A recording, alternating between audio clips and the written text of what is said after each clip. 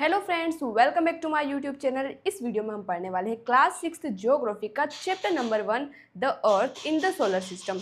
यानी कि हमारी जो अर्थ है वो सोलर सिस्टम में कहाँ है। और साथ ही इस चैप्टर में ये भी पढ़ने वाले हैं हम कि ये जो सोलर सिस्टम है ये कौन सी गैलेक्सी में है और अर्थ के अलावा और कौन कौन होता है सोलर सिस्टम में।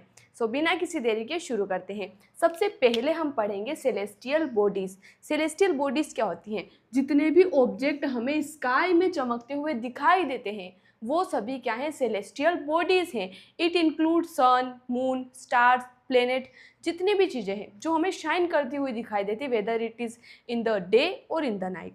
ठीक है, वो क्या होती है? सेलेस्टियल बॉडीज़ होती हैं। उसके अलावा कॉन्स्टेलेशंस क्या होते हैं? कॉन्स्टेलेशंस का मतलब होता है पैटर्न्स ऑफ स्टार्स। जितने भी हमें पैटर्न दिखाई देते हैं स्टार्स के उन्हें हम कहते हैं कॉन्स्टेलेशंस। ठीक है, इसके एग्जाम्पल की अगर हम बात करें तो इसका एग्जाम्पल हो जाएगा उर्सा मेजर और बिग बियर। ठीक है, लेकिन अब आप बोलोगे कि जब भी हमारे मन में ग्रुप ऑफ स्टार्स की बात आती है तो सबसे पहला नाम क्या आता है? सप्तऋषि। ये कहाँ है? तो Saptarishi is a part of Ursa major.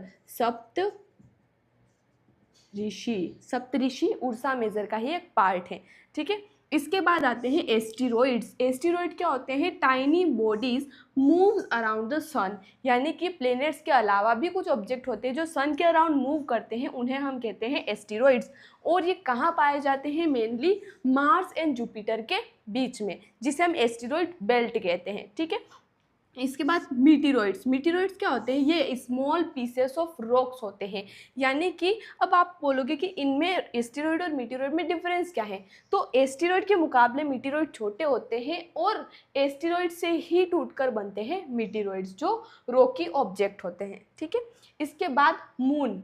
Moon हमें पता है मून क्या है? नेचुरल सैटेलाइट ऑफ अर्थ है। ठीक है, मून अर्थ से कितनी दूर है? तो मून के और अर्थ के बीच में डिस्टेंस है 3,84,400 किलोमीटर। और सबसे पहले चंद्रमा पर सबसे पहले जाने वाले व्यक्ति कौन थे?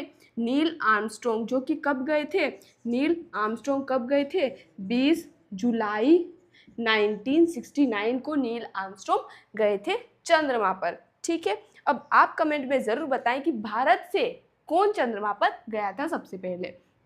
ठीक है, इसके बाद सन।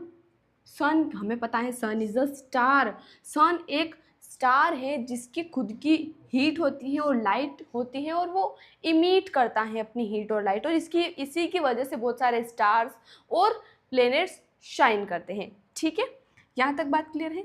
अब ये जो मून के बारे में हमने पढ़ा कि ये सैटेलाइट है, नेचुरल सैटेलाइट है, लेकिन कुछ मैन मेड सैटेलाइट भी स्पेस में भेजी जाती हैं। जैसे कि अगर हम बात करें इंडियन सैटेलाइट की, इंडियन सैटेलाइट्स, तो बहुत सारी सैटेलाइट्स इंडिया ने भी भेजी हैं। जैसे कि इनसेट हो गया, एजुसेट हो गया, IRS हो गया, इस तरीके से। ठीक है, सन और अर्थ के बीच की डिस्टेंस कितनी है? 150 मिलियन किलोमीटर्स, यानी कि 15 करोड़ किलोमीटर सन और अर्थ के बीच में डिस्टेंस है। और सन से लाइट को धरती पर आने में कितना वक्त लगता है?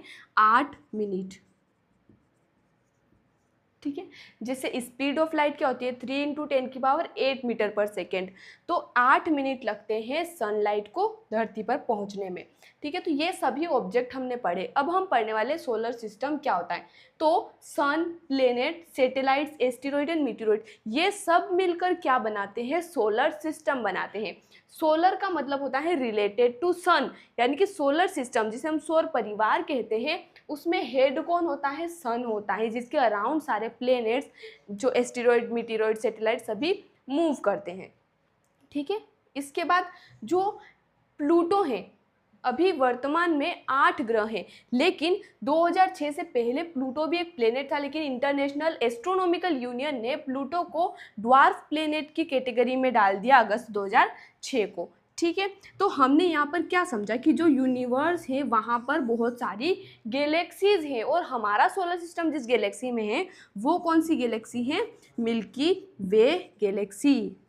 ठीक है, और मिल्की वे गैलेक्सी में हमारा सोलर सिस्टम है जहाँ पर क्या है? हमारी मदर अर्थ है। Earth is the only planet जहाँ पर लाइफ पॉसिबल है, ठीक है। और अर्थ को ब्लू प्लेनेट भी कहते हैं, नीला ग्रह, क्योंकि यहाँ पर क्या है, बहुत सारा पानी है, 70% पानी है, ठीक है, इसलिए earth is also known as blue planet, ठीक है। तो आई होप आपको पूरा चैप्टर समझ आया होगा। मिलते हैं अगले वीडियो में नए चैप्टर के साथ। धन्यवाद।